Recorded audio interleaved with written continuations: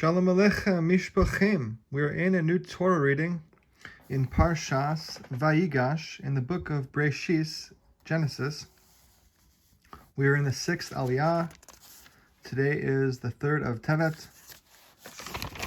All right, let us begin reading with the Chumash, the Torah. The 6th Aliyah.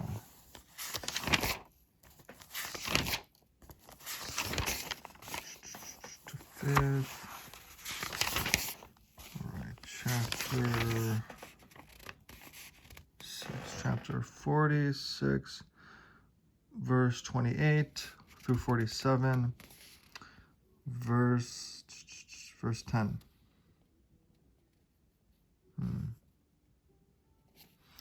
All right, let us begin. The daily synopsis.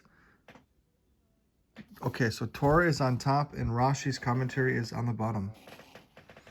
In advance of his arrival in Mitzrayim, Jacob sent Yehudah to prepare a yeshiva, a place where he and his descendants could devote themselves to constant study of the Torah. When Yaakov arrived in Mitzrayim, Yosef presented him to Paro. Yaakov blessed Paro that the Nile River should miraculously overflow when he approached it. As a result of this blessing, the predicted 7 years of famine ended after only 2 years. This weakened the idolatrous reverence that the Mitzrayim Egyptians gave to the Nile River. All right, verse 28. Torah, Yaakov had sent Yehudah ahead to Yosef, to prepare a settlement in Goshen prior to his arrival, and then they arrived at the land of Goshen. Verse 29. Yosef harnessed his chariots and went up to Goshen to meet Yisrael, his father. Yosef appeared to him and fell upon his neck. All right. So, verse 28. Rashi, its meaning is, as Onkelos translates it, to prepare a place for him and to show him how to settle it. Means prior to his arrival there. And the Aggadic explanation means to establish a house of study from which teaching Torah would emanate. Verse 29. Yosef harnessed his chariot. He himself harnessed the horses to his chariot, so as to act with alacrity in honor of his father. He appeared to him. Yosef appeared to his father. All right.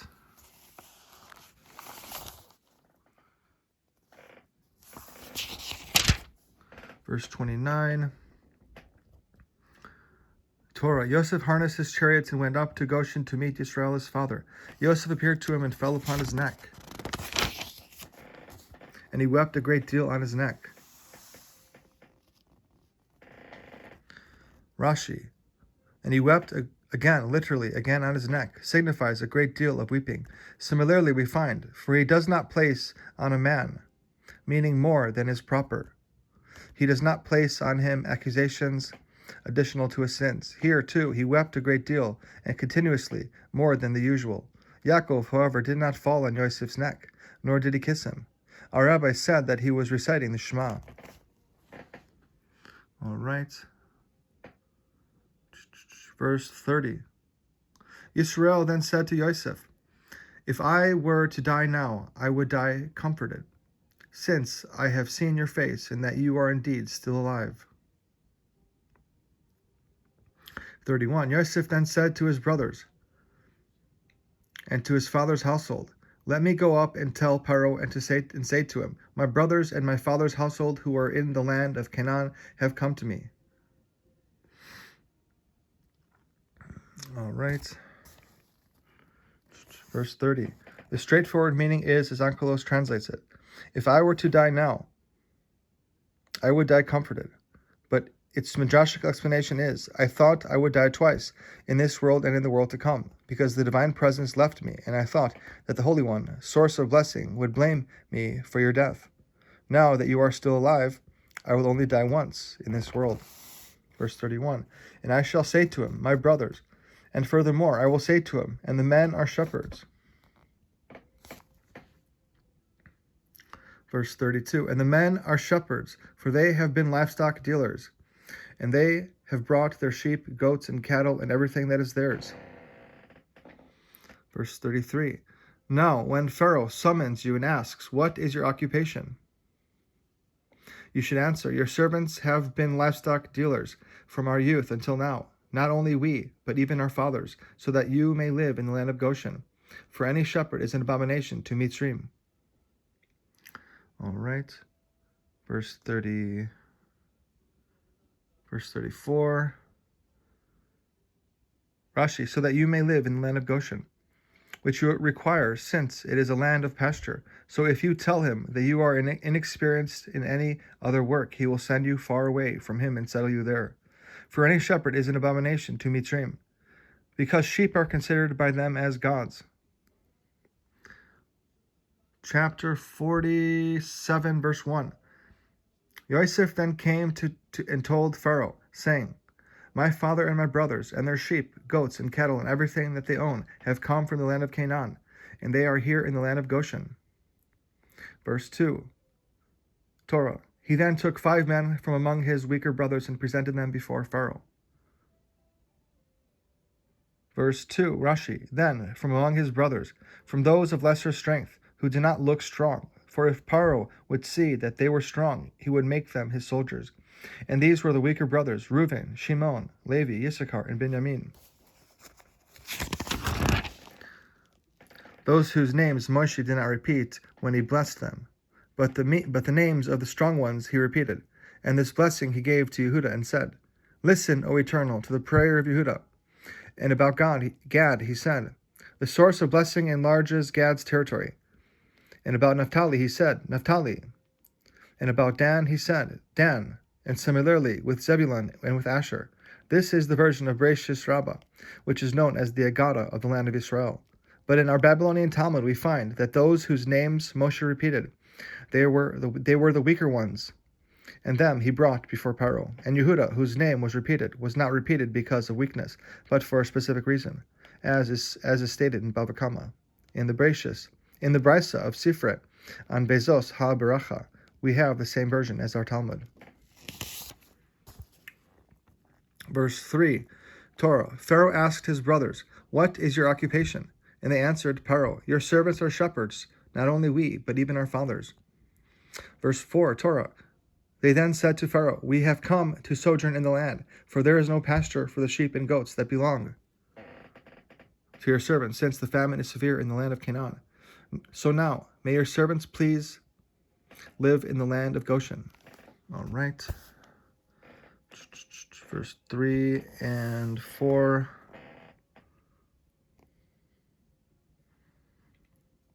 All right. Verse 5.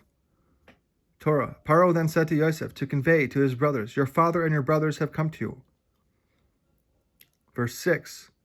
Torah. The land of Mitzrayim is at your disposal. Settle your father and your brothers in the best part of the land. They shall live in the land of Goshen. And if you know that there are capable of men among you, you shall appoint them as livestock managers over my sheep and goats.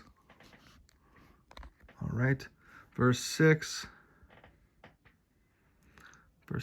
Torah. Rashi. Capable men, proficient in their occupation of tending sheep. Over, literally, what is mine? Over my sheep and goats. Verse 7,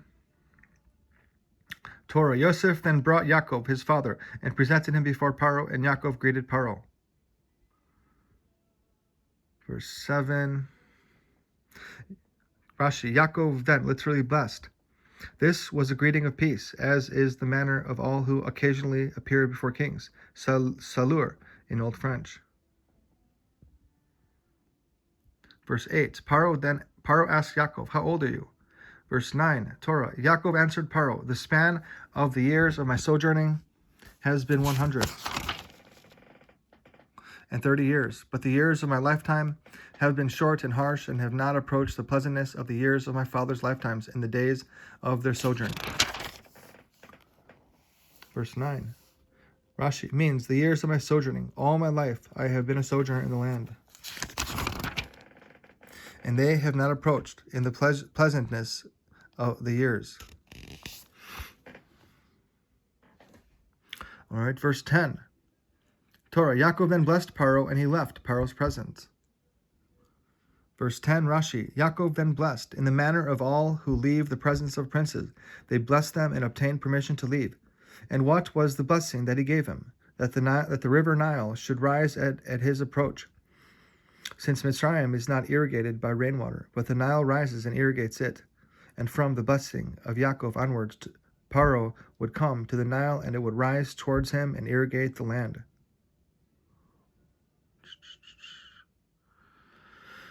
All right. And that is the sixth reading, the sixth Aliyah. All right, Daily Insight, page 124.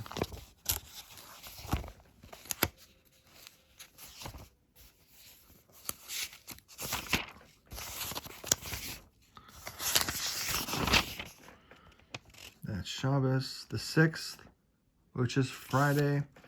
All right, here is Daily Wisdom on the Parshiot of the Lubavitcher Rebbe. The title of this Daily Wisdom on the Parshiot is called Gratitude. Jacob blessed Pharaoh.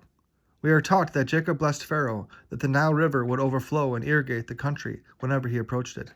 The Egyptians view the Nile as the source of their sustenance, and therefore worshipped it as a deity.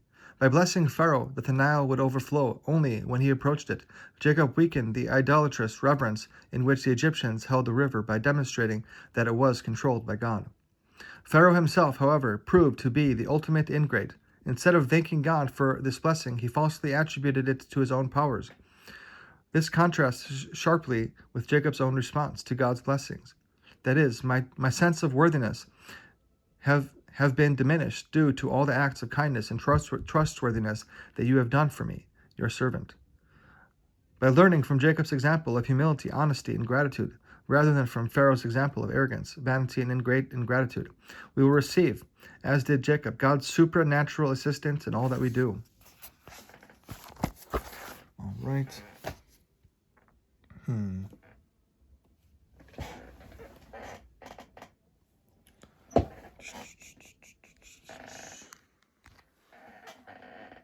Where is it?